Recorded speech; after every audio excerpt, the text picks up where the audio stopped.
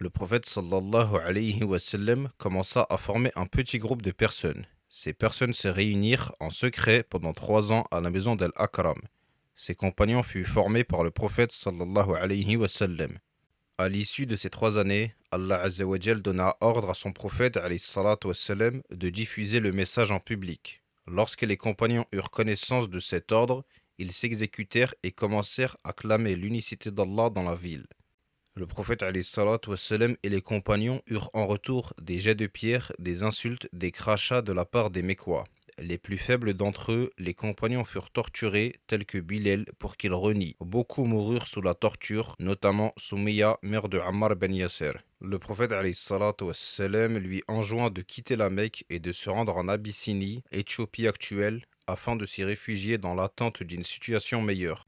Enseignement 1. Le prophète forma tout d'abord un groupe de personnes. Il constitua un groupe solide et uni. Il était nécessaire de créer un petit noyau de musulmans forts afin qu'ils soient prêts à affronter les épreuves difficiles qui les attendaient. 2.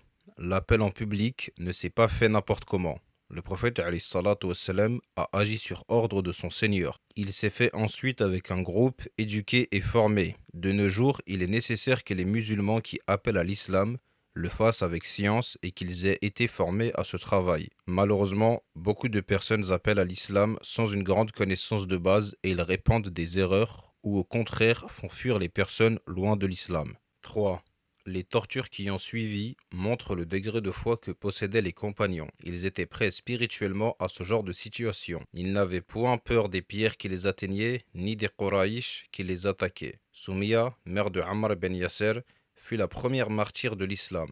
Ceci démontre à nouveau la place que tenait cette femme au sein de ce groupe solidaire. Hommes et femmes sur un même pied d'égalité, sur le même rang, en train de clamer la grandeur de leur Créateur. Les compagnons ne regardèrent pas s'il s'agissait d'une femme, ils virent en elle la porteuse d'une foi solide à toute épreuve. 4. L'exil des plus faibles vers l'Abyssinie démontre le sacrifice des musulmans. Ils quittèrent leurs terres, leurs familles et leurs biens pour la sauvegarde de leur foi. Le prophète alayhi salatu wassalam, savait que ses compagnons seraient bien accueillis en cette terre chrétienne. Le prophète aurait pu finir avec eux, mais il n'en fit rien. Il resta à la Mecque avec tout ce que cela pouvait comporter, des preuves de la part des Quraïsh. Ceci nous démontre que le prophète alayhi salatu wassalam n'agissait pas de sa propre personne, mais qu'il obéissait aux ordres d'Allah.